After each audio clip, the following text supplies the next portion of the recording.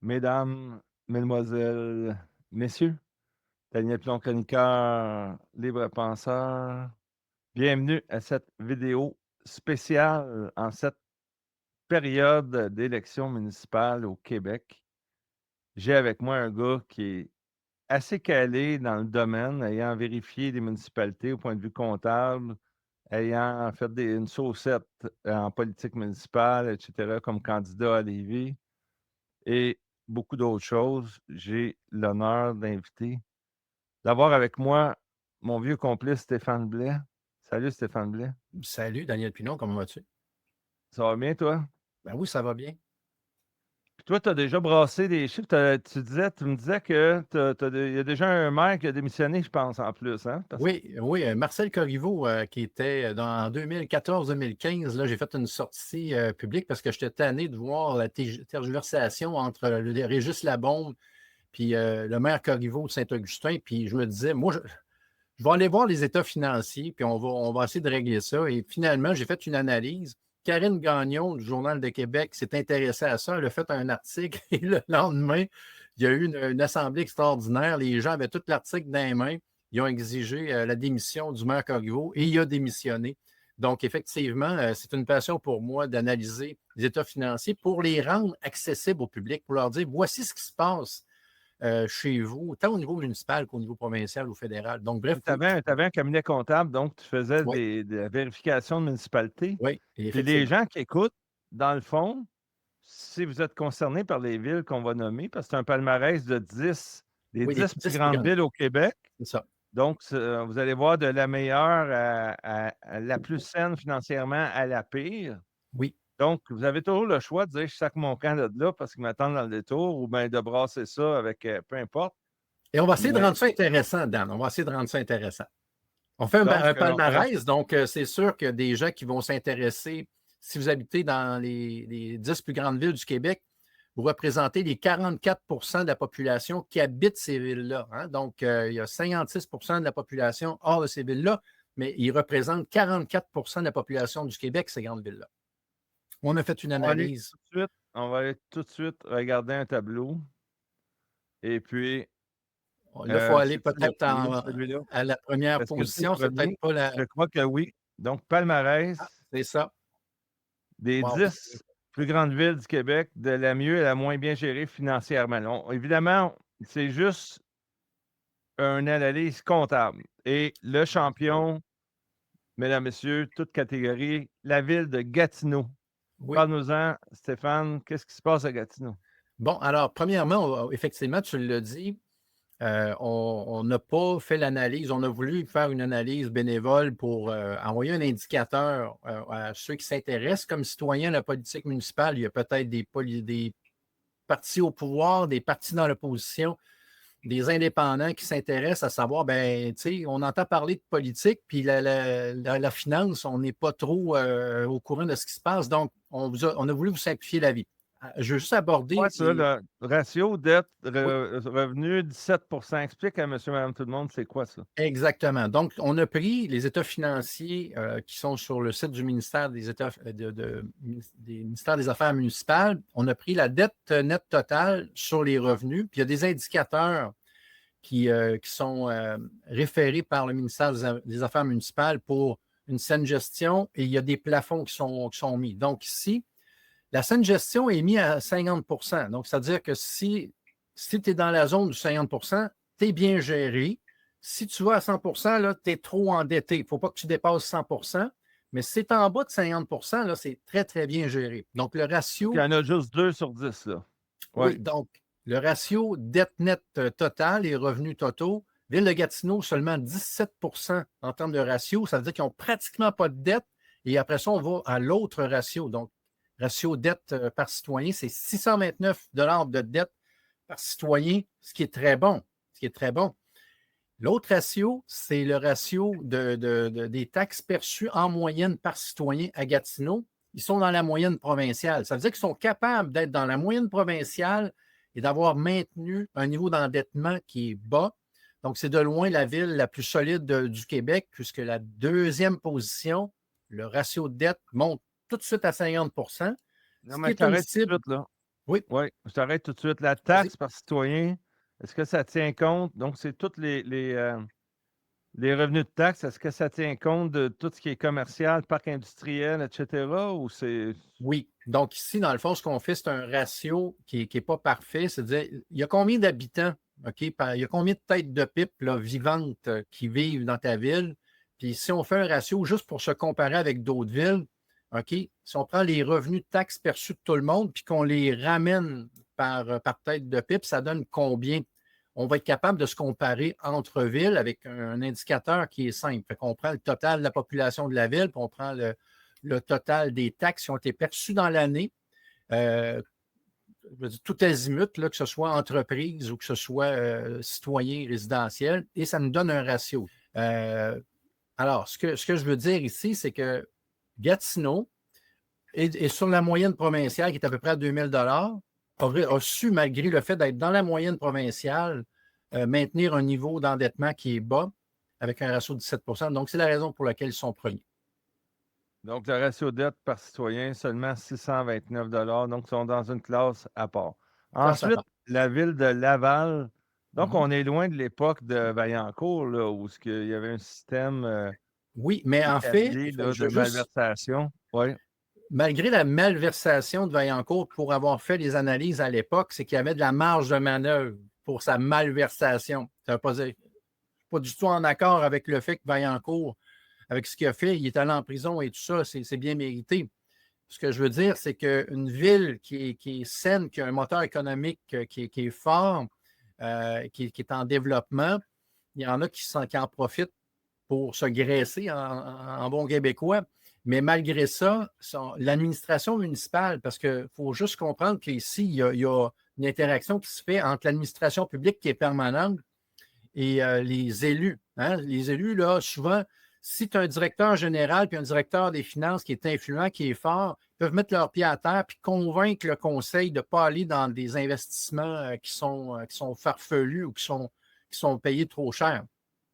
À Laval, ce que je peux comprendre, c'est qu'une administration publique qui sait gérer une ville avec un ratio de dette-revenu à 50 puis une dette moyenne par citoyen qui est raisonnable, qui est en bas de la moyenne provinciale à 1 733 par citoyen. Et tu vois, les taxes par citoyen, ça se tient. Ils sont à 2078, donc ils sont vraiment sur la moyenne provinciale. Alors moi, Ville de Laval, on parle de saine gestion sur le plan strictement financier. Mais quand tu disais tantôt, juste pour ne pas mélanger le monde, tu dis une famille de 4, 2000 par personne, ça fait 8000. Ça ne veut pas dire que cette famille-là a 8000. Là, Non. il y a des gens tout seuls dans leur maison aussi, là. C'est La que. valeur, en fait, on sait qu'au municipal, c'est les taxes foncières. Hein. C'est ce que tu Oui. possèdes comme propriété qui va être taxé. Et puis, quand tu es en loyer, en passant, je veux juste lancer un message.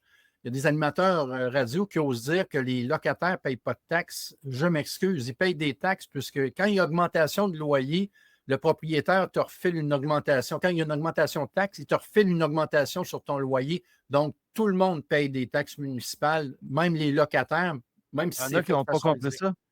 OK. Il y en a qui Oui, n'ont pas compris ça. effectivement. Certains animateurs qui parlent de droite et tout, là, puis qui pensent qu'il y a juste la droite là, qui a raison sur tout. Mais attention dans les analyses.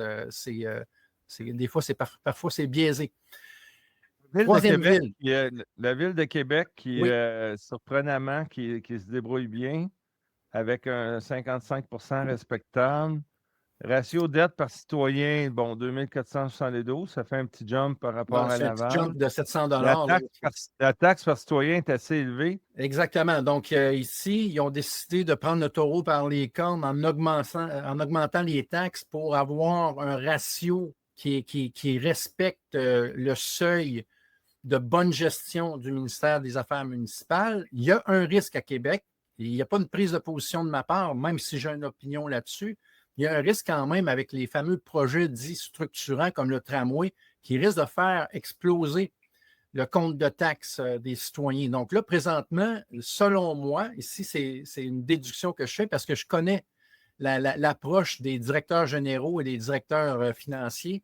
Ça doit quand même, ça doit parler assez fort entre il doit y avoir une prise de position qui est assez ferme au niveau de l'administration municipale à l'effet de ne pas aller dans des projets qui vont faire exploser les ratios de la ville au niveau de la saine gestion. Parce que présentement, c'est une ville qui est bien gérée par l'administration municipale, mais je pense qu'ils ne doivent pas très être enthousiastes, même s'ils n'ont pas le droit de faire de commentaires publics, à avoir des projets qui pourraient faire exploser le ratio de dette au-dessus de 100 là. Si on va dans le tramway, là, attendez-vous à ce que ça explose parce que le coût d'entretien et les coûts d'investissement de ça, c'est en partie, oui, subventionné par le fédéral et le provincial, mais il y a une partie aussi des contribuables qui vont voir leur compte de taxes augmenter de façon significative. Et est-ce que ça va apporter plus à la ville? Ça, ici, je ne veux pas embarquer sur ce terrain-là, mais chose certaine, c'est un projet qui coûte plusieurs milliards de dollars et qui va devoir aussi être assumé en partie par les payeurs de taxes de la Ville de Québec. Et ensuite, bon, quatrième et cinquième, on peut en parler ensemble. Les chiffres sont très semblables. Longueuil et Sherbrooke. Sherbrooke, donc autour de 2800-2900 de ratio de dette par citoyen. C'est 62-65 %.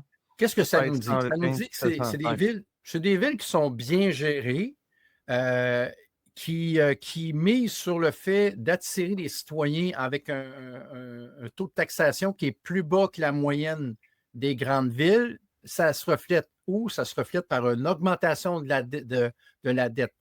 Donc, encore une fois, je ne veux pas aller sur le sujet aujourd'hui, mais quand ils déclarent des surplus annuels, là, c'est au niveau des opérations courantes. Ils ne remplacent pas dans le temps les infrastructures désuètes. Donc, c'est facile de dire on fait des surplus, mais en même temps, si tu ne remplaces pas tes infrastructures, ben, tu vas voir que les coûts ont augmenté, tu vas devoir emprunter et là, tu vas voir ta dette augmenter. C'est le cas pour la ville de Longueuil et de Sherbrooke. Le niveau de taxation est trop bas pour couvrir le remplacement des infrastructures. Ça se reflète par l'augmentation de la dette par citoyen. Et ensuite de ça, on a Trois-Rivières à 80 %. Ça commence à être limite. Oui.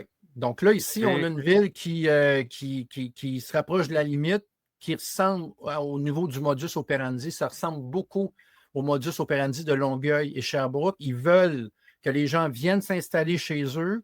Ils les attirent par un taux de taxation qui est plus faible et ça se reflète par un niveau d'endettement qui augmente puisque, comme je l'ai dit tantôt, les surplus ne remplacent pas, le cash ne remplace pas les infrastructures désuètes.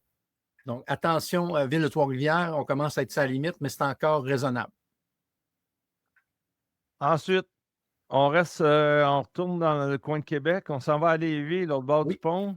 Là, on vient d'excéder le taux. Oui, effectivement, la ville qui fait face à la Ville de Québec, la Ville de Lévis, on voit, là, il y a eu beaucoup d'investissements en infrastructure. On a défoncé la cible à 100 % qui était fixée par le ministère des Affaires municipales. Et là, on peut voir que le ratio dette-citoyen est quand même assez élevé. Là. Le ratio à Lévis il est à 113 % pour une dette par citoyen de 3 807 $. Donc là, on est 1 200 $ par citoyen de plus élevé qu'à Trois-Rivières. Fait que là, il y a un indicateur qui a beaucoup de travaux d'infrastructure.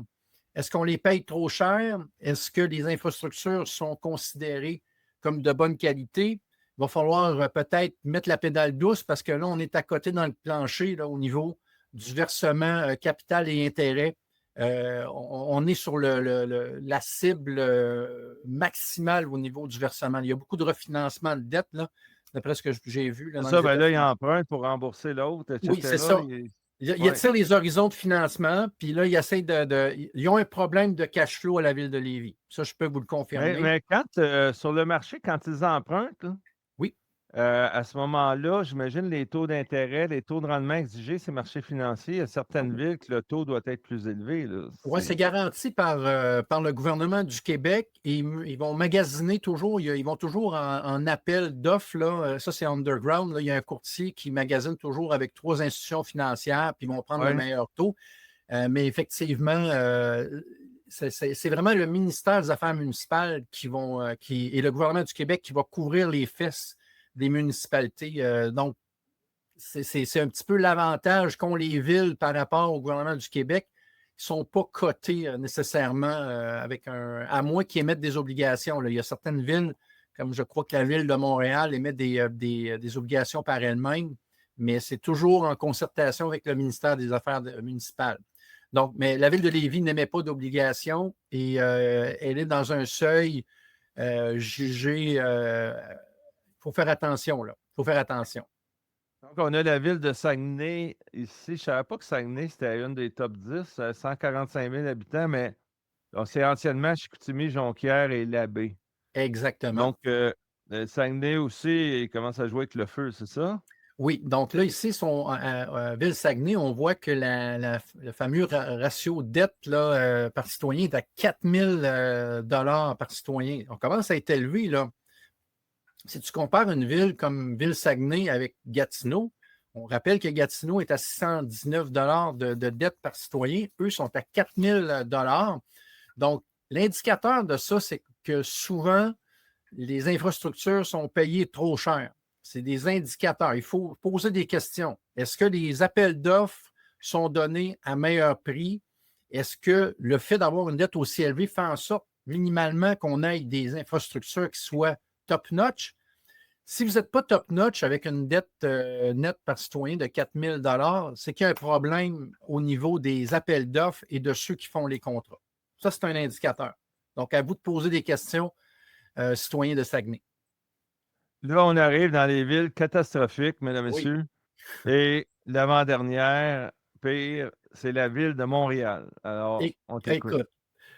Bon, alors, ce n'est pas un secret. La ville de Montréal a des infrastructures qui sont totalement dégueulasses et désuètes.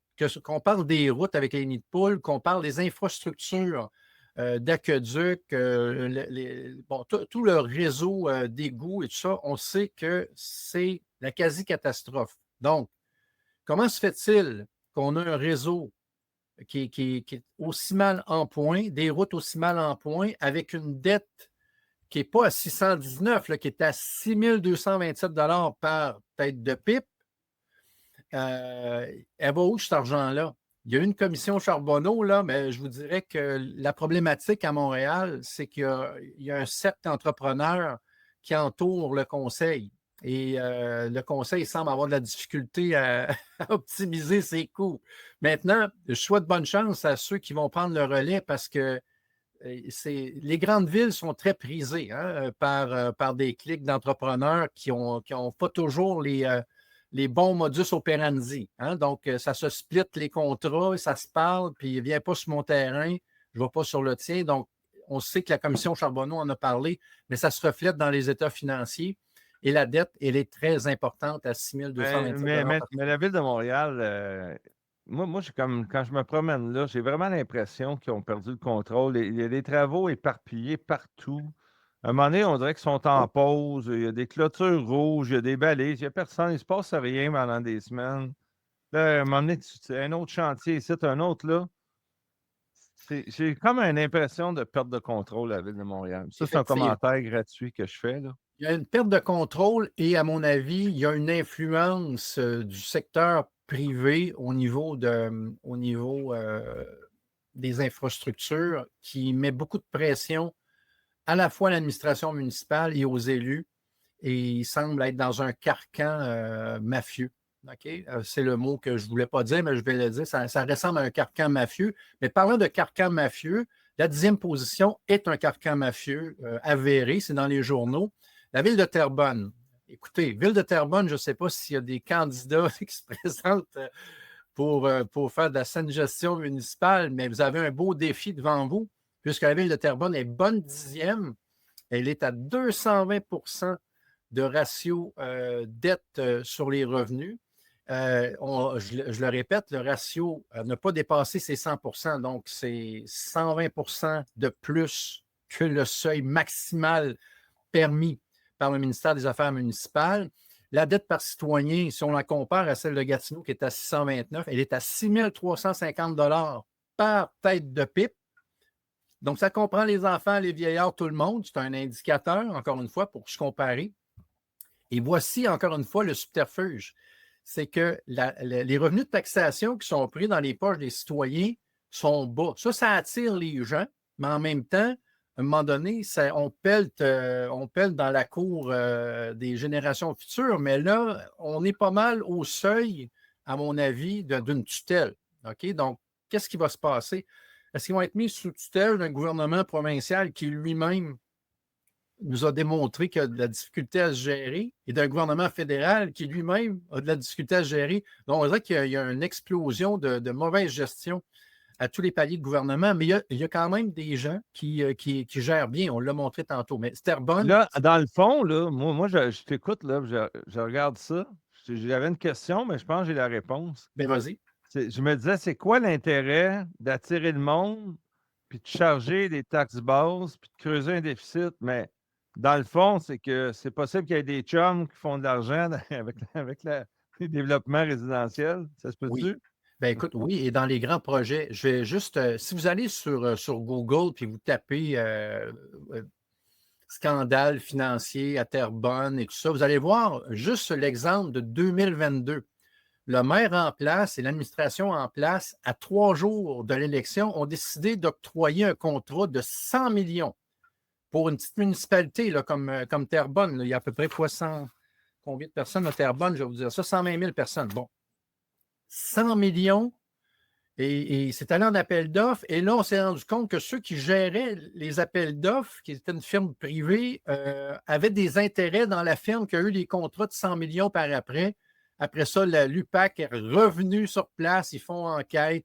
Et écoute, ça ne sent pas bon à Il y a eu un Terrebonne. procès pour corruption, hein, l'ex-maire de Terrebonne. Je n'ai pas suivi ça, là, mais je vois ça Oui. en googlant Terrebonne. Là. Ouais. C'est pas très clean. On dirait que Oui. ça attire D'ailleurs, un dénommé Fitzgibbon a été élu député là-bas. Donc, je ne sais pas, mais c'est des grands dépensiers. OK, on va y aller avec des gants blancs. Là, c'est des grands dépensiers qui ne semblent pas se soucier trop du contribuable. C'est Là, plus bas, si on descend plus bas, Oui, en fait, là, on a une analyse comparative. Là, c'est oui. tous les chiffres en détail. C'est ça, comme Ça, c'est les chiffres Montréal. qui viennent des États financiers. La population, On va juste regarder, attends une minute. Montréal, 1 763 000 personnes. Bon, 9 milliards de revenus consolidés. 10 quasiment 11 milliards de dettes nettes consolidées. C'est bien des milliards, ben oui, évidemment. oui, c'est oui. OK. Et puis, donc, on fait des calculs, on fait des ratios avec ça, puis on C'est arrive ça. au chiffre que tu avais tantôt. Exact. La note par citoyen, tes taxes perçues. Ça, tu les as Écoute, pour chaque ville. Tu as ça. en Et nord, plus loin, Montréal, Québec, Laval, et tous la les même chiffres sont chose là. ici,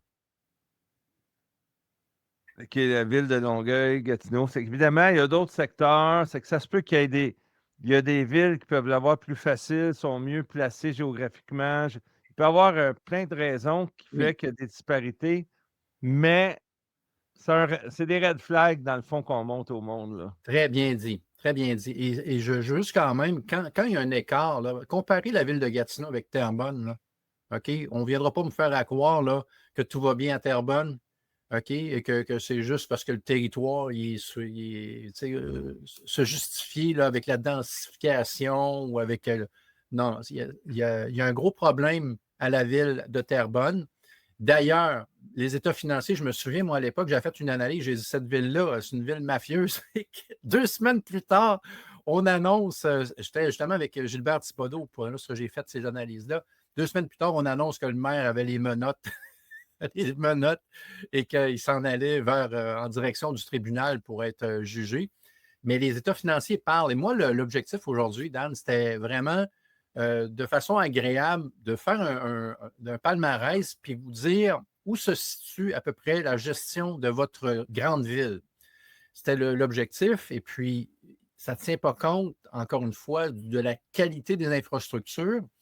Normalement, les villes, ça se tient pas mal, mais il y a des villes où on sait que les infrastructures ne sont pas belles parce que ça passe dans les journaux régulièrement. La ville de Montréal, ça fait dur. Donc, en étant neuvième avec des mauvaises infrastructures, c'est à surveiller de façon. Attends une minute, tu m'as préparé, tu m'as fait un petit cadeau, je pense, la Oui, tu ville as de fait un petit Bois-Moi, cadeau. Ben oui, dans ça mon fait plaisir. coin. Je vais aller chercher ça, bouge pas. Vas-y. Attends, je vais checker dans mes courriels. 14 000 personnes, je pensais qu'on était un petit peu plus, mais effectivement, ouais, ça se tient. C'est pas même plus que ça. On avait été jumelés Maple Grove, Mellocheville, Saint-Étienne et Beauharnois. OK. Je vais aller chercher les chiffres. Donc, Bon. revenus totaux, 46 millions. Taxes perçues, 33 millions. Dette nette consolidée, 43 millions. Donc, ton ratio de dette sur revenu total, 93 C'est qu'il serait à peu près au milieu de la gang de tantôt, c'est ça? Tu vois, il se rapproche, là. Ça veut dire que c'est. Tantôt, on avait Trois-Rivières à 80 puis on avait la ville de Lévis à 113 Oui, c'est Lévis à 7e, il est entre le 6 et le 7. Donc, il est dans la zone où on commence, à lever le faut flag. commencer à regarder les red flags. Oui. Dette nette par citoyen, 3 041. Écoute, Mais- regarde, là, ça se compare un petit peu à Attends la une ville minute, de non, je Sherbrooke. m'excuse, je veux pas La dire ville de n'importe quoi. Sherbrooke. Le Non. ratio d'endettement, c'est celui de la ville de Sherbrooke, si on veut. Mais tu sais, la problématique, qu'ils n'ont pas la capacité de générer du revenu comme une grande ville, ce qui fait en sorte que les taxes, le fardeau de taxes par citoyen est quand même un petit peu plus élevé. Là, tu sais, 2000, Oui, c'est ça. Non, il était en bas de la moyenne, là. Je m'excuse parce que c'est je ne ça. regardais pas la bonne colonne. C'est Et une les ville taxes. standard du Québec. Je te dirais, c'est une ville standard du Québec qui frôle comment je pourrais dire, l'endettement Attends maximal. une minute. Non, mais les taxes par citoyen, c'est plus haut que toute la gang de tantôt. 2000. 2337. Oui. Oui. Oui. Je te dirais que c'est un petit peu. C'est le plus haut de la gang. Mais 2337 taxes par citoyen, c'est le plus haut. Oui, c'est ta Ah, il y a raison. Québec. Excuse, il y a Québec qui est une petite coche au-dessus. Oui, c'est ça. On parlait tantôt que la Ville de Québec a décidé vraiment de prendre le taureau par les cornes et de maintenir son ratio à 50 ce qui fait en sorte que c'est bon, là, 55 mais ici, la capacité de générer du revenu d'une petite ville comme Beauharnois, ça rend ça plus problématique. Donc, le fardeau va être mis directement sur le payeur de taxes immédiatement. Donc, c'est là. Voilà. La conclusion, bref, brièvement. Donc, warning avec Montréal et Terrebonne. Là. Oui, Terrebonne, un petit gros peu warning. sérieux. Gros warning. Warning au niveau de la Ville de Québec, au niveau de son projet structurant du tramway qui pourrait le faire descendre de façon drastique dans le classement.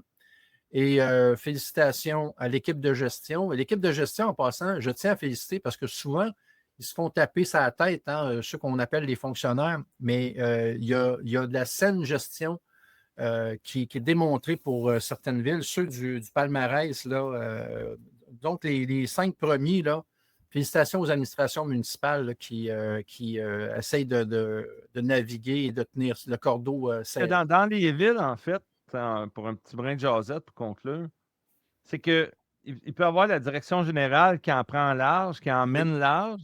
Oui, Le conseiller puis le maire arrivent, puis ils ont comme l'impression des intrus dans la ville oui, pour qui ils sont élus. J'ai même eu des cas de directeur général. Je me rappelle de Hudson, la directrice générale. Écoute, ça fait des années de ça, vous aurez fouillé là-dedans. La mairesse de Hudson, là, elle avait un système, c'était effrayant. Elle avait fraudé, je pense, pour des millions. ah, tu Elle parles a de fini la en prison. directrice générale. Directrice OK. générale de OK, oui. Hudson à l'époque. OK. C'est que ces gens-là, souvent, ils s'installent, ils prennent le contrôle, Oui, ils contrôlent tout. oui, Et puis, c'est une gestion hermétique. Donc, exactement. si Et ils les gens prennent. deviennent agressifs quand vous posez des questions, posez-vous-en des questions. Oui, exactement. Puis, il y a peut-être des gens qui vont dire oui, mais moi, ma municipalité, là, comment ça va au niveau de la gestion? Et il y a une élection, je pourrais-tu faire une analyse? C'est sûr qu'on arrive proche du 2 novembre. Là. Écrivez-nous à la fameuse finance sans cravate, la finance sans cravate, et on regardera pour voir si c'est une capacité pour nous de vous faire Oui, une mais analyse. ouais, c'est ça, regarde, Stéphane Blais, c'est un pro là-dedans. Donc, pourquoi pas, dans le fond, la Peut-être. finance en cravate à gmail.com. Donc, Écrivez-nous.